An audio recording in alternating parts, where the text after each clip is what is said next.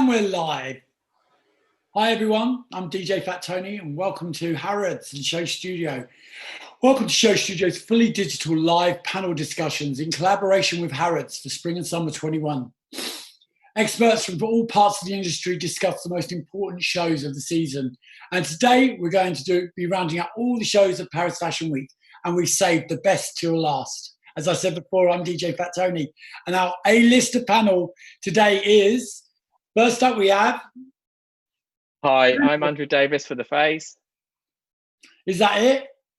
Yeah. I love Andrew. And Nikkita. Hi, my name's Nikkita Chadha. I'm an actress, dancer and model. Amazing. And thank you, Akuac. Hello, my name is Akuac Thiep and I'm a model and activist.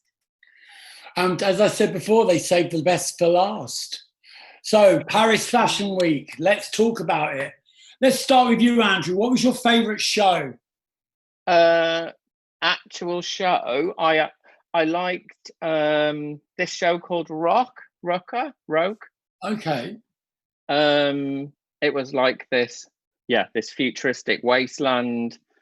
I don't think there was an audience there, which I like the idea of that. I think that we could have done this season without going to shows. They're referencing it now on the screen. Yeah. With the black dresses and all the smoke. Amazing set. Amazing. I just thought it was beautiful set. I thought the girls looked incredible. It was like, a bit of fantasy, but actually the clothes are quite wearable once all the accessories and everything comes off, which I think are quite fab. Well, that's what it's all about at the end of the day, because we watch some shows and it's not wearable. You think it's really stunning on that catwalk, but where is it going to be placed within, the realms of fashion? Do you know what I mean? I think these were like 40 dresses that were really, really beautiful. And I thought it was something new as well, something exciting. And the prints were beautiful. And I don't know what the fabrics are entirely, but I would think that, they've leaned on sustainable fabrics this season and they're a lot more conscious of what they're up to and stuff. And it's great that there's not tons of denim, because the process of, making denim is not so good to the planet and stuff. So I think I really liked it. So did either of you two watch it? Nikkita, did you watch the show? Yeah, I did watch the show. I thought it was beautiful, actually. I thought it was stunning. Pardon? Go on, no, I'm watching it now. It is actually stunning. When you're watching something virtually, you need it to capture you. And this one, I remember being like, whoa, this is different.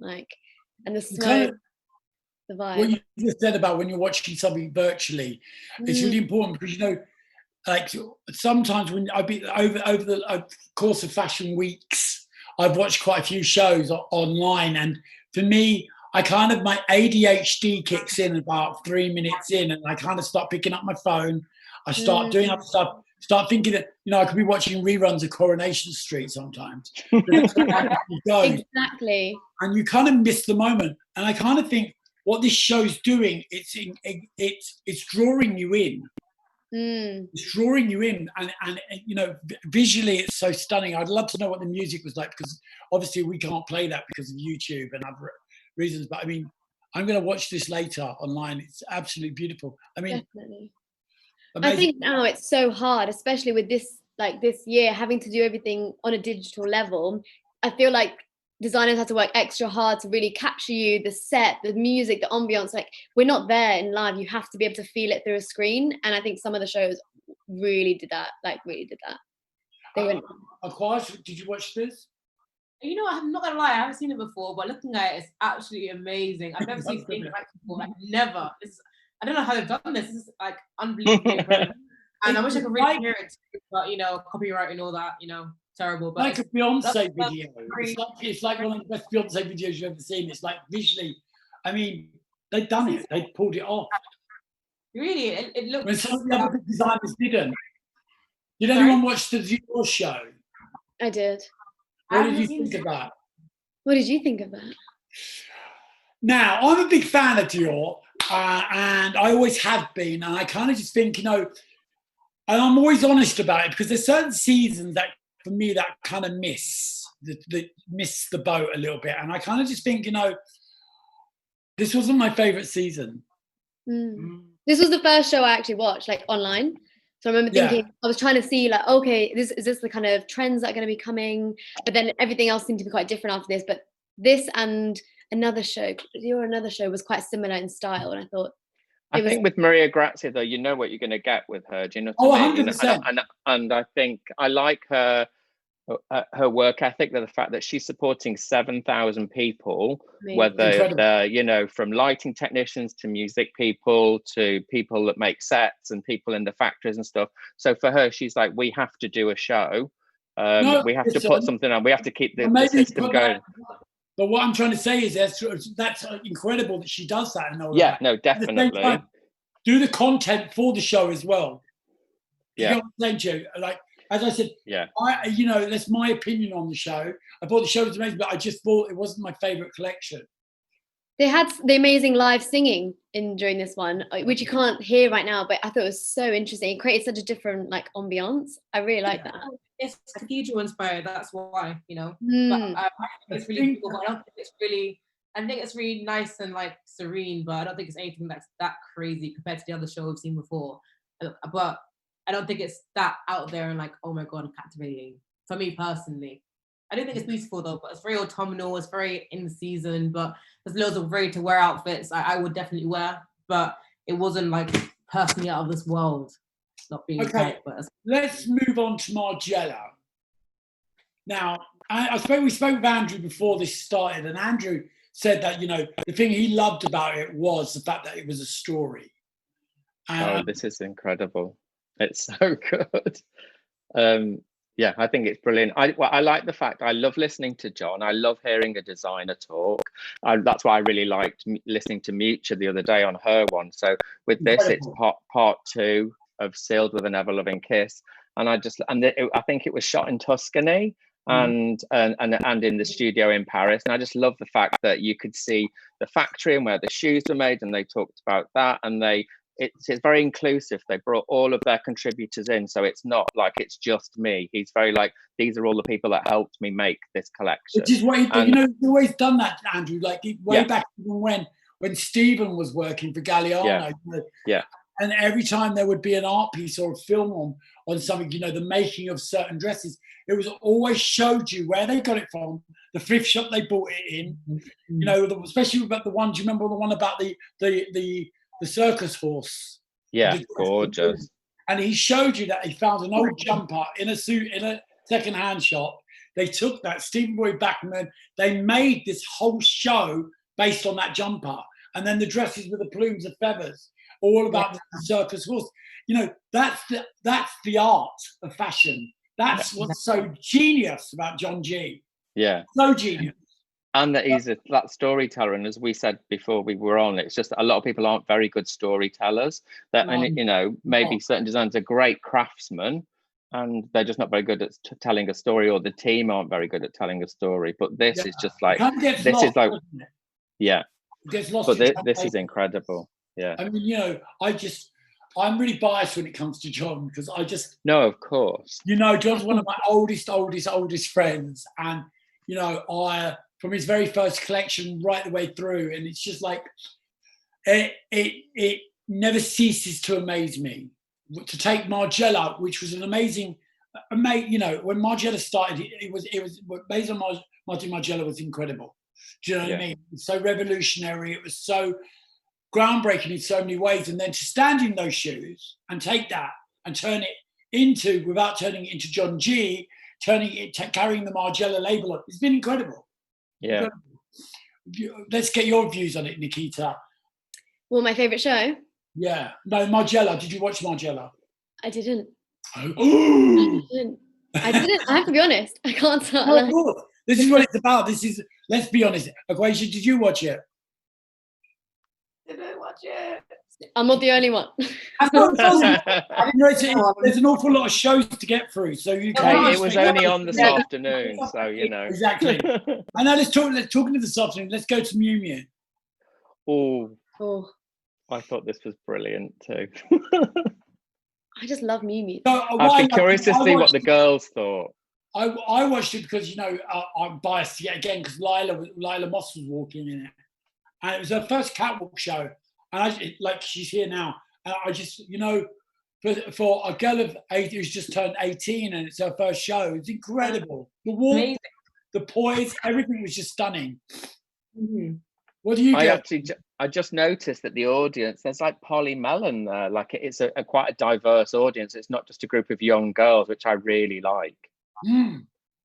I think it's a brilliant eclectic cast of real people and models and actresses and musicians. What do you and get? Also, this is a bit of a turnaround for Miu Miu. It's not been so sporty recently, I think, and this is a really great new direction. I think it's brilliant. I think it's really fresh for Miu Miu. Yeah, and it's I love the colours actually. They've got a lot of things like polo shirts and mini skirts. I think the little cute accessories they normally do. It's very classic, but yet very vibrant and very in the season, isn't it? Very beautiful. It pops against the background as well, the black. Yeah, and that was like a spaceship in there, isn't it? It really is. You know what, something that's virtual, they've included the virtual audience, and I think that's amazing. Yeah, I like it when they do that. Yeah. Yeah. Oh yeah, they have. Yeah, I just never saw that. Yeah, and I think just like the set that you've gone from a pink background into like a basketball almost. Yeah, exactly. And then you go on to Britain's Got Talent. I think it's great. I think it's brilliant. I think it's a stunning show. Okay, let's move on as we do. Ooh, Louis Vuitton. Now, who's going to go first? I think we go with Nikkita again. She's got to shoot off soon anyway. She's got to pick the kids up. Go on. I'm going back to it now, watching it. I mean, it's beautiful, isn't it? It always is. How do you feel about the live audience? Well, for me, being in the industry that I'm in and, not being allowed to be in front of a live audience and not allowed to have that energy, I thrive off that energy. That's what my job is. As a DJ, my job is to feel that energy and to take that energy to a higher level. And not being allowed to be in front of that kind of a big audience anymore kind of makes me a little bit bitter. But as I always say, be better, not bitter. And I kind of just think, were they necessary? I don't think they were. Do you know what I mean? It's kind of like, we have to carry on, but at what cost do we carry on? Yeah, it's interesting that some shows had the audience there, some of them had them on the screens, and some not at all, and they made it more like fashion films. I thought it was the opportunity for creativity was so. Now on head. It was options were endless. Like, how are you going to do it in this Paris Fashion Week in the time we're living in now, which I think was really interesting. As a big brand and as a major player within fashion, you'd think there would have been a little bit more on the money with this, in the sense of, okay, we know the world, we're in the middle of a pandemic, we don't need to do it to a crowd. Let's be creative, let's work some real magic here. They would have had to wear masks. I think everyone was wearing masks and stuff, right? Yeah, but it's Louis Vuitton, isn't it, though? I feel like they would still be like, people need to come and see this in person. And feel it, yeah. Louis Vuitton, Andrew, your views on this? I don't think you need an audience there. Definitely, there's a lot of people in that building. For me, it's a bit of a risk. I understand people need to see and touch things, but if you're in the industry or you're one of the audience members, this collection is going to come to London very soon for everyone to see as a press appointment. So you'd get to see it in a safe space, and I think that I don't see any point in having it. I think this is a season where we could have skipped audiences, definitely. Well, I think the biggest danger here is what we've just done, which we've proved, the fact that we're talking about the audience and not the clothes. Yeah. And itself says it all for me. I think it's quite responsible, obviously, socially to do that. But do you mind me bringing up one of the shows I think was really responsible? Yeah, please do. That's what we're here for, mate. The Balenciaga show of Demna Kavasalia. Yeah, know you're on about. But instead of COVID stuff, it was really important because it was a lot of environmental consciousness in this show, because the collection released was actually released via a music video, which is very interesting. Ooh. And also 93.5% of the collection is sustainable, and all of it is upcycled. The majority of it, a big chunk of it, is upcycled. You know how they have these slippers? They're like hotel slippers in the show. Yeah. They're like reworked, and they've got the mules on them. Yeah. So I think that's really. And also a thing, like a part of the collection, they have like a neoclassic bag, the bag they have, neoclassic. It turns 20 this year. And so they've kept the classic bag, but they've blown it up to like a big like duffel bag, travel bag, you know. So I like like a little in modern and new. So that's really refreshing. So I think they're the most sustainable in Fashion Week, I feel like, personally. Andrew, your views on this? I love this. I think it's incredible. It's so clever. And it's one of the most obvious things in the world to walk people around Paris when it's safer. And you can see the clothes. It's brilliant. It's stunning. And you know what it's very reminiscent of? Unfinished Symphony by Massive Attack video. Oh, yeah. Of just her walking down the street, singing the words. And, you know, that's one of the most poignant and most amazing pop videos of our time. And they kind of, this is exactly the same as that. And it's so simple and so beautiful. That's all it needed. The clothes say it all.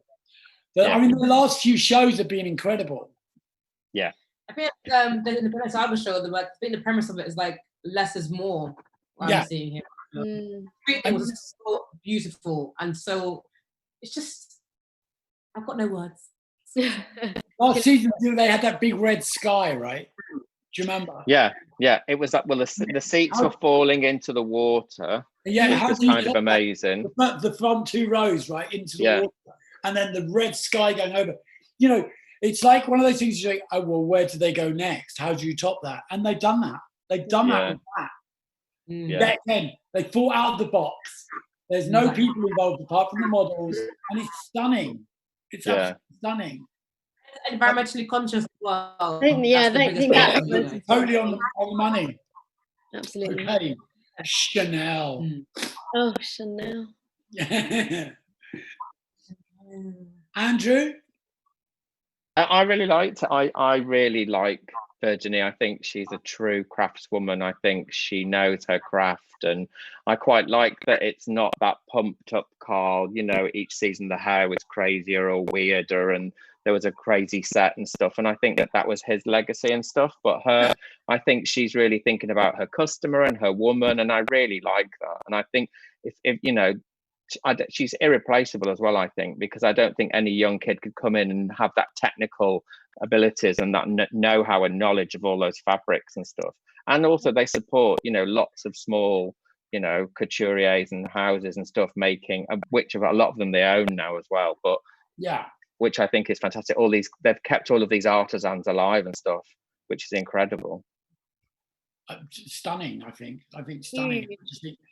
You know, as you said, when Sam was doing the hair, you know, Sam always does the hair for it, McKnight, and you know those hairstyles were getting more and more crazy. Rockets taking off. You know, that legacy, beaches. Let's walk in the woods. You know, it was going to one place and one place only. Of where could it go next, and it had to end. And this is simple yet stunning. Yeah. That's a huge set, like huge. Yeah. Models look so tiny. I mean, again, that's a huge set, but then again, all those people are squashed together.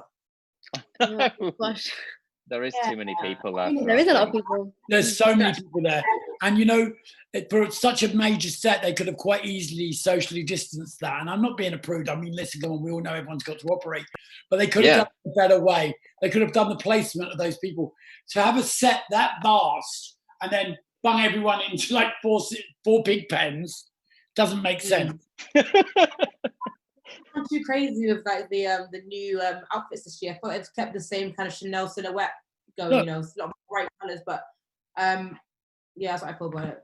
You know, what do you think? Okay, so that kind of got like a. I mean, I don't. I'm indifferent about it. Yeah, no, that's you know, it's Chanel. It is what it is, isn't it? It does. There's on the label. In the woods, I really like that though. I mean, say I'm corny, but I loved the beaches, and it's so fun and exciting, and I love nature stuff. Yeah. Okay, let's move on to Hermes. I didn't see the show, you know. I didn't see the Hermes show. I did. I just keep seeing the queues outside the bloody shops. Which is a good sign. That's it. Everyone's queuing up for Hermes all of a sudden. It's like, they got a sale on? It's that orange shower gel. Is it dying out to help out? What is it? I mean, what's going on there? 2 for the price of one scarf. Literally everywhere. Bond Street, Sloane Street. Wow. Massive queues. Well, in Oxford Circus. Are they in Oxford Circus? I think New Bond Street, no? Yeah, New Bond Street, yeah, massive queues. I wish there was a Chanel in Oxford Circus. I mean, an Hermes. I think you're getting confused with Topshop, sweetheart. Same kind of thing, but slightly more different. Couple more. One does scarves and one doesn't. Okay, right. So let's move on from that one quickly. Okay, let's bring it home. Let's bring it home. Vivienne Westwood. Anyone? Any takers for our Viv? Can we get Vivienne up on the screen, guys? Come in. Andreas. Now I've seen, I don't know if you've seen them, or the editorial photos of the new press photos of Vivienne wearing the collection. Have you seen them yet? Yeah.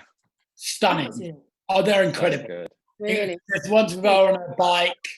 I mean, she has this Margaret Thatcher. There you go. This is it. Go off. Oh my God. They are insane.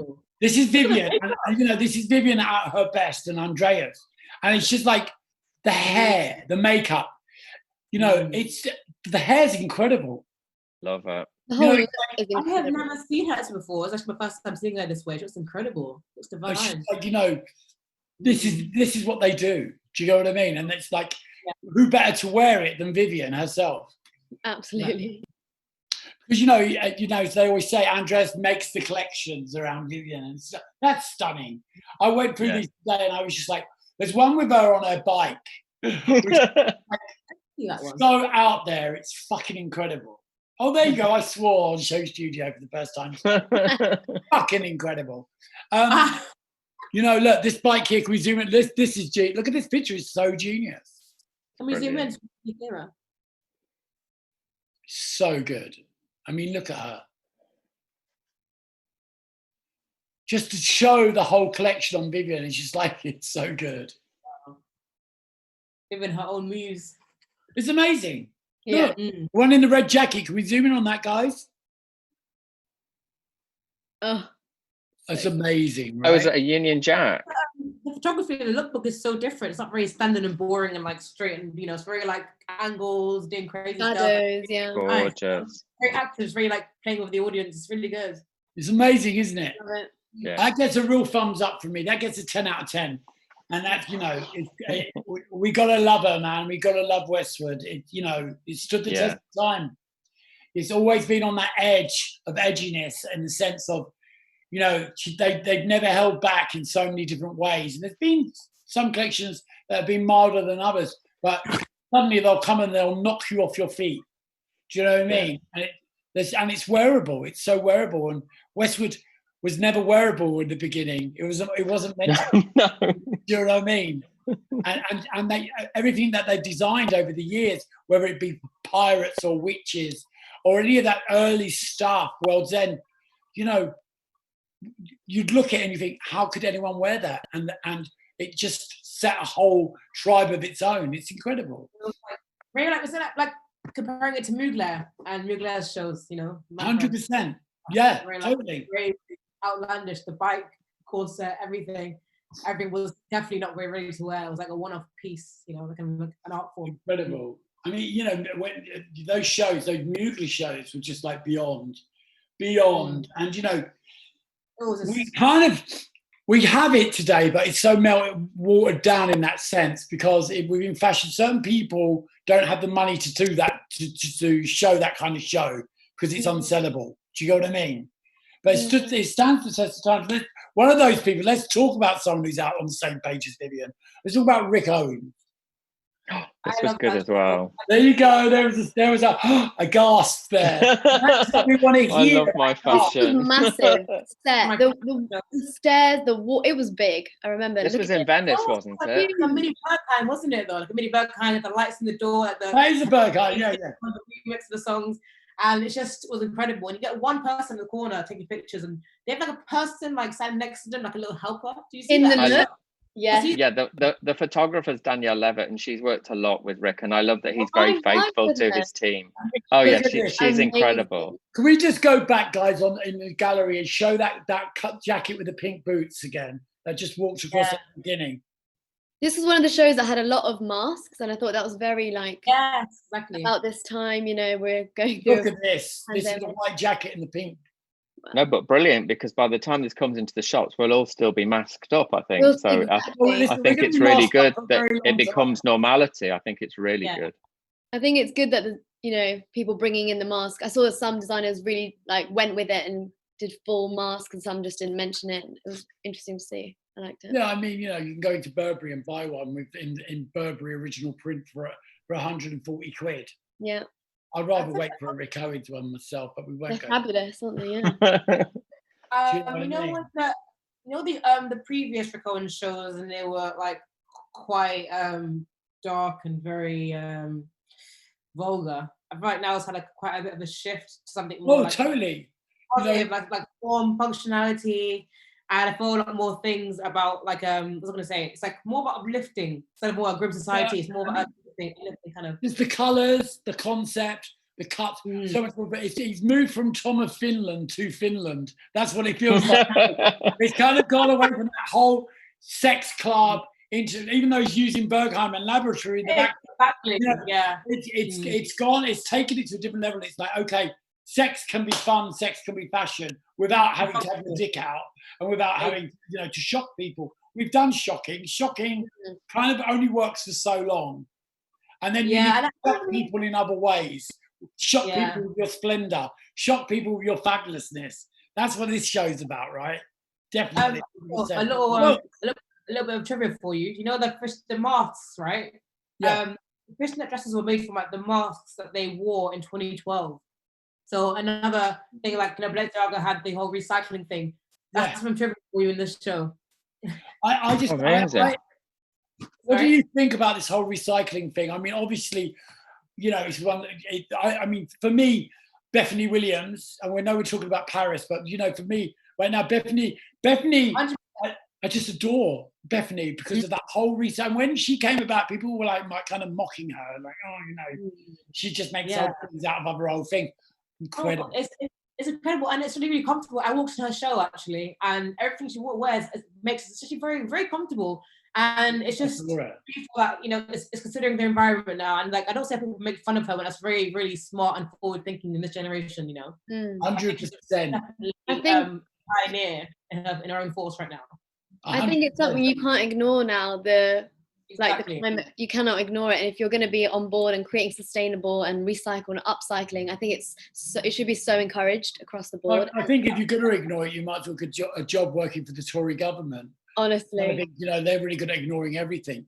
But I think people like Bethany Williams and Rick Owens and Vivienne Westwood, people like that can't be ignored. Yeah, it's a platform. And they use it so well that they can't be ignored. Exactly. And they're not disposable. This isn't disposable. Do you know what I mean? This is stunning. This is around. This is great. Right, Chloe. Chloe was one of my favorites this show. I loved it. Why? I thought it was so beautiful. Also, I saw an actress I loved in it. So I was like, oh my God. It was Sophia. She's in the movie called Climax. She's also a dancer and also I'm a dancer and actress. The French film. This is her debut, and I just watched this and I thought, I loved it. Yeah. Tony, have you seen Climax before? It's Gaspar Noé. He's the director. I've not seen it, so I'm going to see it though. Same guy who made Into the Void. Same director. Amazing. I love him.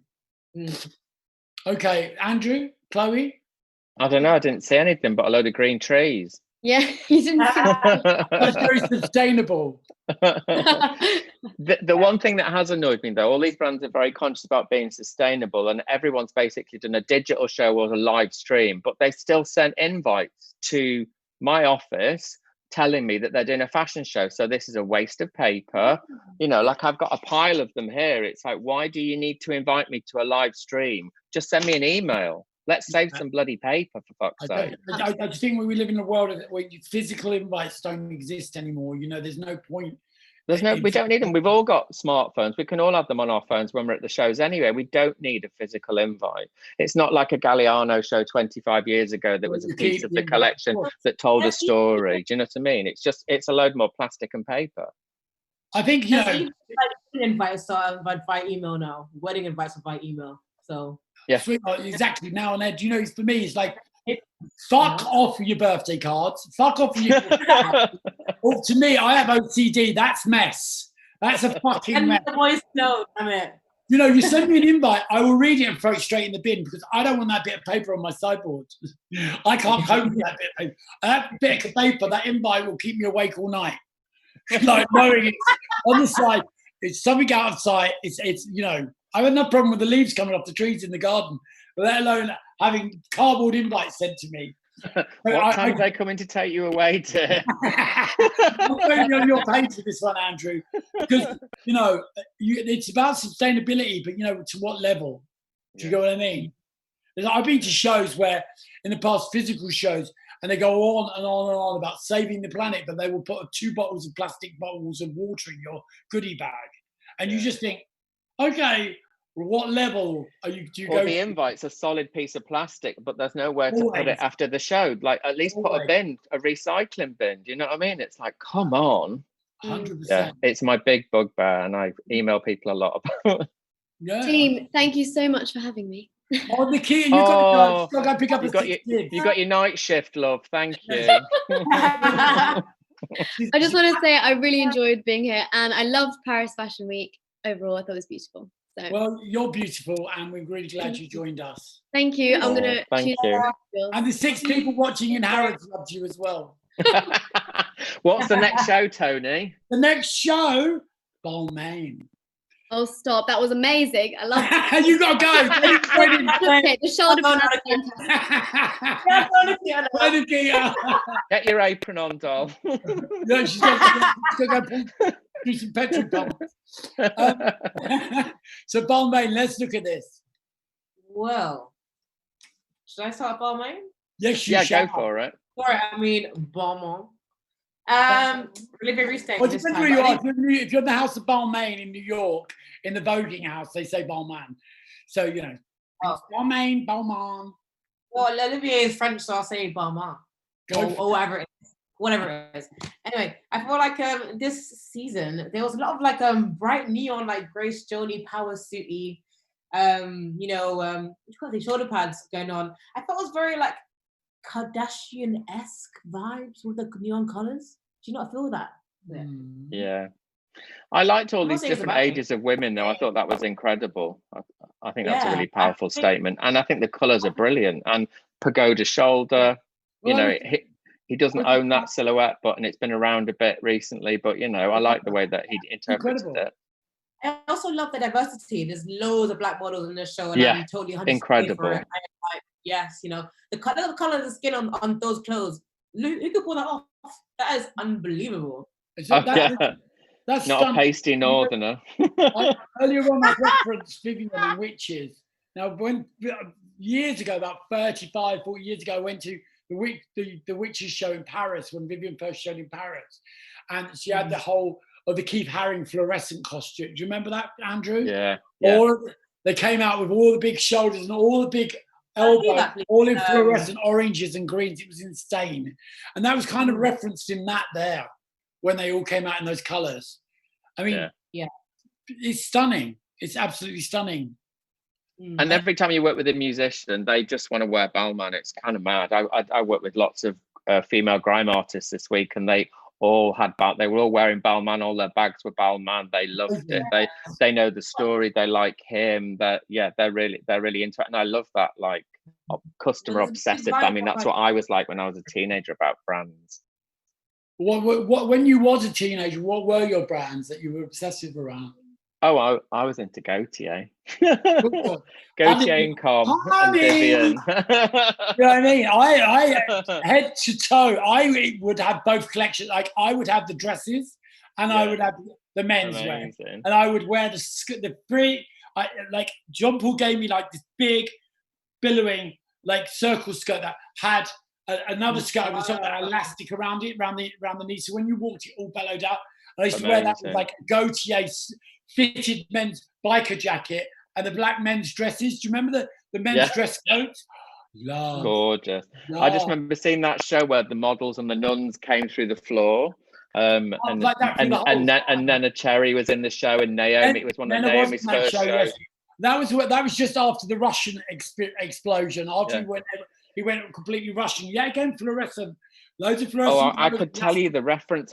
You can get it on YouTube, but I can't think. It's like an early Gautier show. I think it was 1989. It was so good.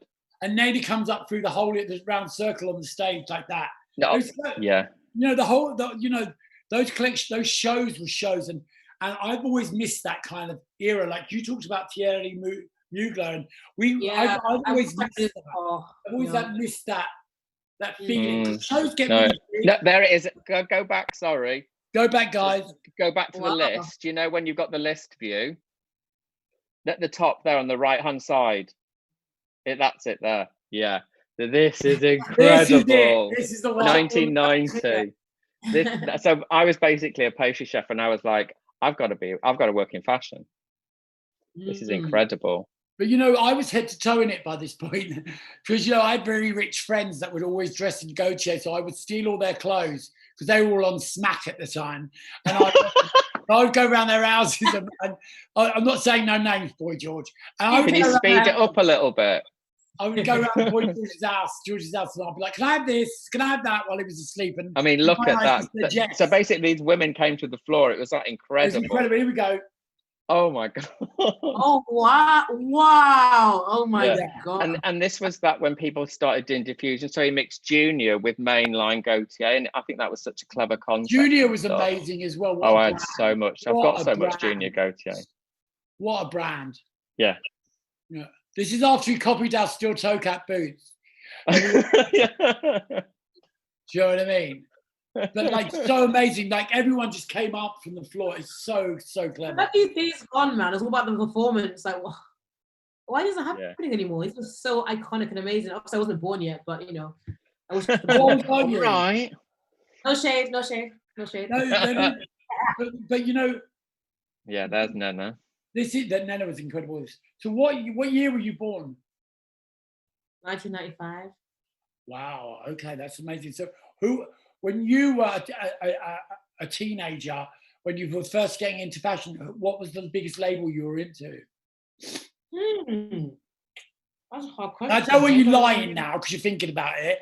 You have to come up with something. I like DKNY. That's what I like. DKNY. Amazing. Well, that's something very rare because I don't ever hear a lot of people say that they were. I really liked it when I was young. I really liked that a lot. But DKNY and also CK was incredible when it first started. Mind blowing. It was such a stuff I did like as well. You know, like some of the jackets and stuff. But yeah.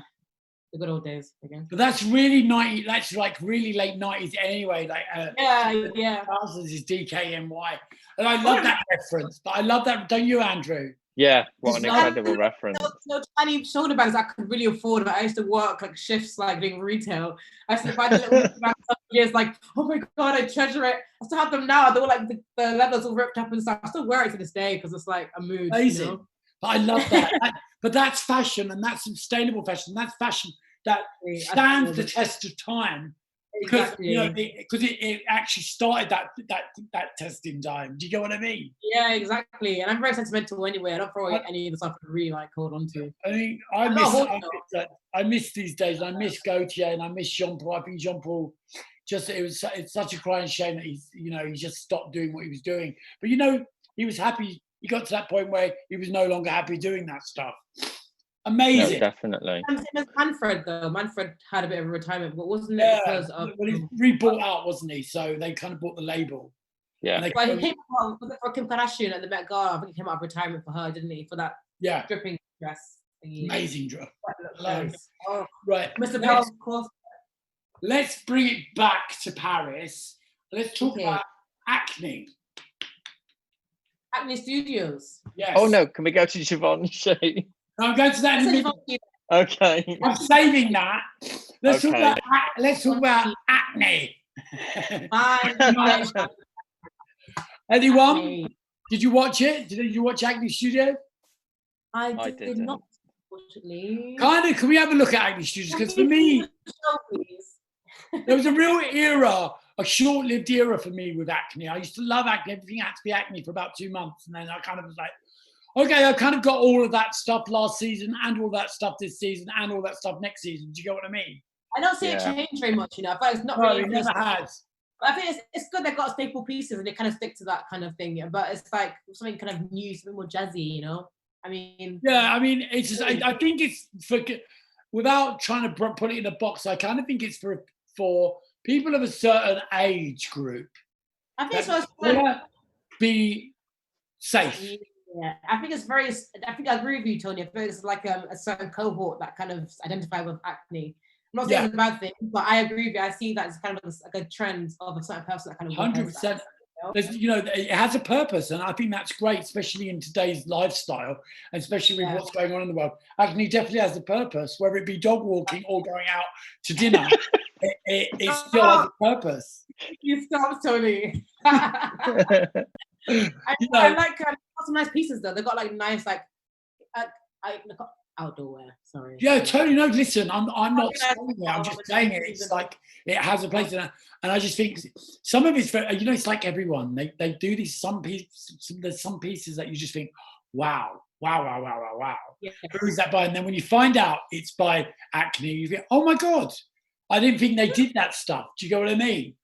I mean, like this orange number here and this little stripy number. Can we zip on the stripe? I mean, I do like the quality of their clothes though. I'm not. Their thing is quite good. The black and white stripes go quite nicely with my black eye. I mean, I don't know. What happened to your eye? Botox. I'm over that. I should ask you that on live video.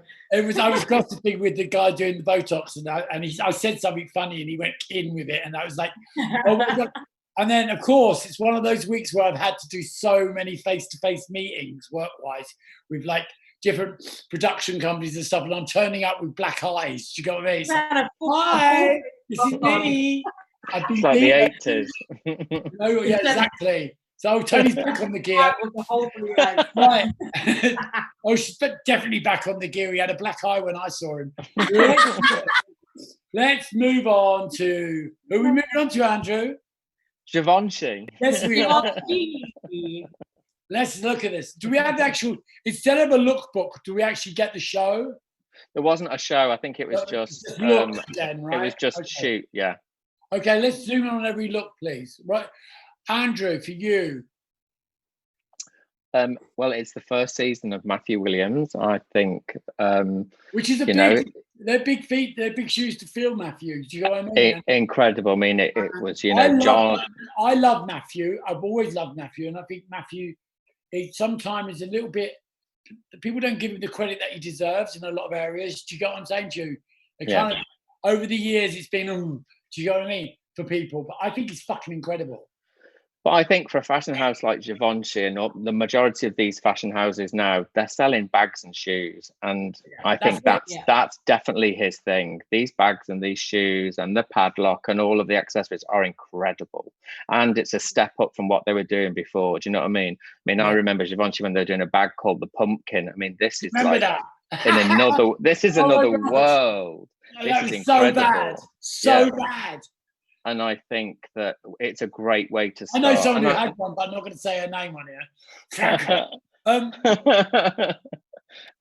Yeah, and I think it's brilliant. I really like it. There's some detailing on the women's wear, that's the beading and stuff, and it's got like the 4Gs embroidered, and then it's a very fine detail. It's really, really beautiful.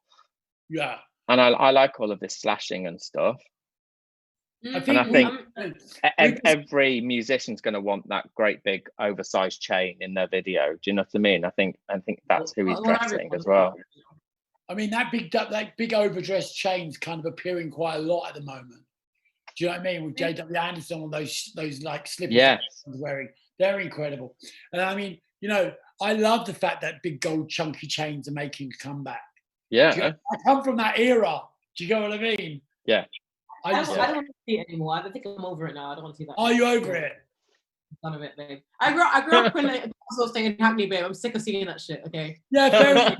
No, I get it. Totally. Do you know what I mean? But I want to see it anymore. I was gonna say, is it my turn to say something? Yeah, of course it's your turn. We don't have turns. We're like, you know, we're all one happy family. Go for it. I'm trying to get a word in somewhere, you know what I mean? Right, you've got 3 minutes. It's all yours. Andrew? Stop. Okay, so Matthew William, William came from, was it L-Y-X? Or how do you say it? Williamson. Yeah, but it came from what? Is it L-A-X? L-A-Y-X? A-Leaks. Sorry. So basically, you know, he moved from like, it's like, LAX was kind of like tailoring and technical wear, you know, and like with men's, women's, and accessories were a really big part of the collection, big structural leather kind of. Oh, we've got technical difficulty there. Come back in. I like these hats as well, these devil hats. I think they're incredible. She's back.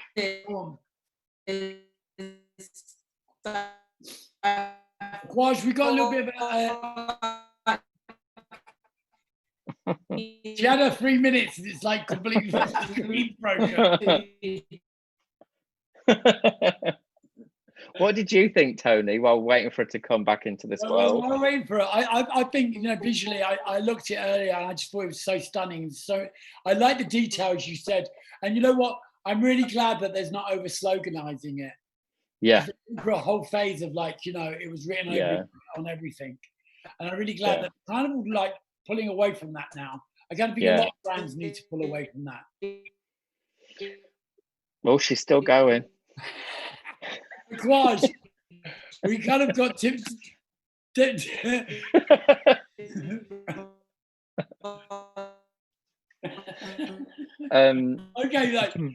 can we get Quaj back, guys?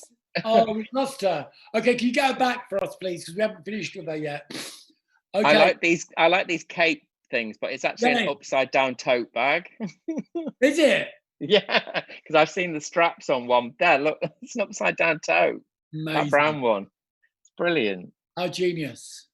I think it's really good. I think I like that it's embraced this couture luxury thing, and I think that's his starting point. I think with his women's. I'm really happy for Matthew. I'm really happy for him, and I think it's great, and it's, you know, it's well needed at that brand because, you know, big shoes to fill. Yeah. Okay, let's go on to the one that everyone says looks like me without the black eye, Dries Van Noten. You do look a bit like Dries. Everyone, you know, I sometimes, especially I went before, you know, now I've lost all my weight again.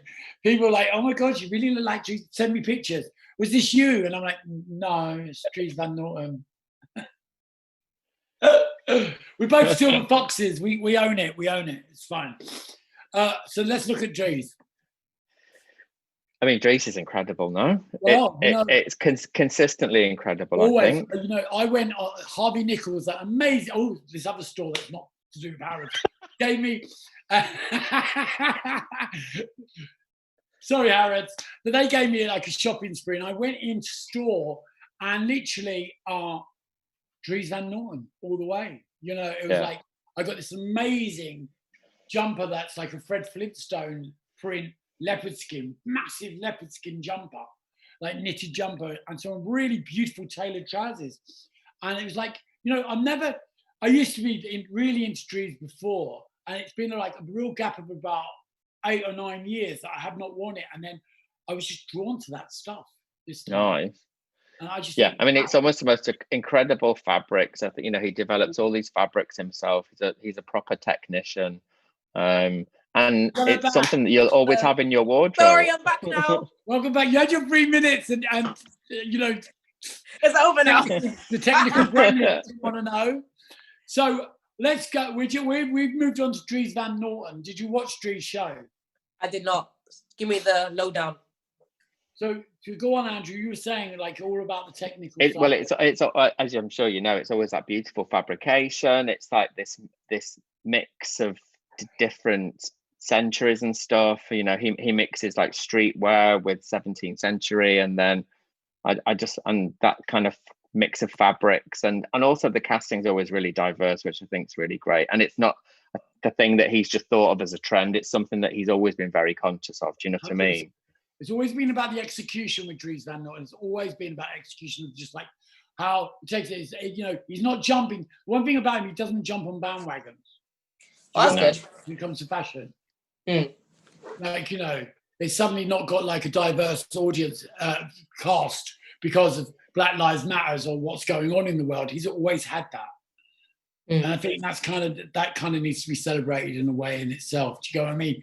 Let's go back to what you were talking about before you got the gremlins. we ended up with this. Me? Yeah. Oh no! So yeah, you froze on this. No! And then it's going,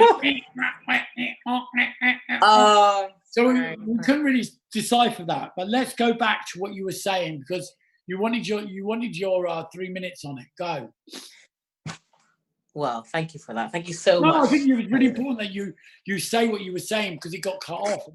Okay, so talking about Givenchy and talking about Matthew M. Williams and how he was with LIX, right? Yeah. LIX, sorry. Keep saying that fucking wrong. Deja vu. Sorry. So basically, when he was wearing LIX, it was mostly based on tailoring technical wear, and that came to men and women. So the accessories like bags was a really big part of that collection, and it was mostly big structural, big leather kind of bags. And so when he moved to Givenchy, he kind of brought that with him. So he brings his artistic qualities to Givenchy, and Givenchy is like the ateliers enhance his like technical skills. So it's still bringing his history of working previously at LX, you know. So it still has that hard, precise, like chic, cutting edge kind of vibe to the collection. Yeah. Do you know what I mean? Yeah, 100%. What do you think, Andrew, as well? We loved it. I was saying that I think it's brilliant, and I was saying that a lot of the big houses are just selling bags and shoes, and these are so on point, and they're different, and it's a new silhouette. It's a new silhouette, not just the extreme bag with the slash out of it, but there's a lot more to it. And I think the clever execution, the way that he's reinterpreted a padlock and the logo and stuff, I think it's a really smart way to start his time at Givenchy, definitely. As I say, you know, he had big shoes to fill in the sense of, and it's a massive label for someone like Matthew to be at, and he needed to prove a point. I think he's really done that. Yeah. Okay, I'm going to ask you the $50 million question now. Paris, London, or New York, or Milan? Oh dear. Why did you ask that question? Why did you do that? Because it's like the most important question. She fucks up again on that question. I'm back. Where are you going? I was like, she didn't like that question. So I didn't like it. I think it's a really important question. I think out of you know, we need to. It's a question that needed to be asked. So it has to be Paris, you know, for me. I think that's. You think Paris. so? Okay. What do you think? Or Milan? It's between the two. I can't really decide between the two, but it's between them two. Andrew. For this season or in general are we talking? Because no, we're talking about this season, bitch. Oh, okay. This season. I mean, I think Milan for me, because I think that you know Milan just because the Prada Raf thing was such a special moment and stuff, and it was so well done and really well thought out. And this is, you know, quite a difficult thing to bring two different creatives together and help them create a collection and make it work. It's one of the most difficult things that there is, to bring those two kind of forces together. And to carry, and I think great execution is amazing. And I just love the staging of it. I love that you saw the name of the girl as she came out on the screen. It just felt very well thought out. Oh, really? When was that? When did that happen? When was that? It was like about 10 days ago. It was like a live stream. Like a pre-recorded show the night before, and it was in a yellow room with lots of TV screens and like cameras. Yeah, it was incredible. And he played about with the logo, and it was this mix of nylon and then taffeta and then fabrics that had holes in. It was really, really beautiful. Look at that walk. And I like the fact that a lot of designers, particularly Italians, they do this thing where they like the rich and the poor, and they play with rich fabrics and poor fabrics. But this was rich and rich because it's the most expensive nylon you can get. It's not cheap nylon. Do you know what I mean? And I like that it's rich and rich. I think that's refreshing and it's new. And the girls were incredible, all on exclusive. Can't do a thing for 6 months to a year. I think it's brilliant. high-end fashion. Oh, Amazing. wow. That in itself is just something to be, to behold and to say, okay, I can't do that. Sorry, I'm doing Prada. It's like, Could you imagine? Could you imagine? You know that, right? Yeah. So, sorry, flex, I did Prada. I can't do anything the next day. No, maybe Sorry, after the next lockdown, we might move into that. Yeah. Okay. Well, that kind of brings us to an end. We've done Paris. Oh, I had a lot of fun. We've done Paris, and you did it so well, you guys. Thank you. And I kind of just think, there was a lot of shows, and there was a lot of ego within that show list to get through. Mm-hmm. Nothing really got slated. Nothing really got slated apart from dog walking. But I mean, nothing else really got slated. It kind of over the whole. I'd say an 8 out of 10 Paris Fashion Week this year. I don't think it was really good. I don't have really much bad things to say about it. I don't have anything to say. There was nothing. I think it's an incredibly difficult thing to do because those collections probably were thought about during lockdown. Do you know what I mean? And imagine communicating with your team during lockdown. But we've done magazine over lockdown. People have made collections over lockdown. It's not impossible. We're not saving lives. Going on. No one's out there taking the images of streetwear. No one's seeing what the kids are wearing. No one's seeing what they're wearing in the clubs or the club kids are wearing. There's nothing for those guys to take their leads from, or and what they've come up with this season is incredible. And I think they deserve a round of applause. I think everyone in fashion right now deserves a round of applause because Tony, you've been a great host. You've been very naughty. Get out of here. It's kind of it's kind of what we're moving into. Do you get what I mean? It's kind of, for me, it's kind of like I like being honest, but I can be, as I keep getting told, you can be too honest, Tony. No, I love it. I think it's good. I can be too. I think it's perfect. It's great. Well, thank you, Show Studio. I just want to say a few words to them, which we need to say. Thank you to all the panelists. That's you two and Nikkita, who's gone off to collect her kid from school. And for watching. For the more extensive Fashion Week coverage, be sure to visit Harrods 5th floor. Now, if you haven't been to the 5th floor and the menswear department, it's insane. Incredible. It's insane. And, and it's in this day and age to put that kind of effort into making an emporium of such, because it never used to be that way. You used to go to the menswear department. It was kind of a menswear department. But you'd go to weigh in as a kid, though. No, I came to Manchester to go to weigh in. Weigh in was unbelievable, in the incredible. Lift floor. Yeah. It had its own lift. I mean, it had to be amazing, right? It was mega. So as we say, for more extensive Fashion Week coverage, be sure to visit Harrods 5th floor, showstudio.com. If you're watching via Show Studio's YouTube, be sure to like and comment and subscribe below, and we will see you next time. And as I said before, they always save the best for last. That is true. Thank you so much. Bye. Thank you. Thank you all. Thank you.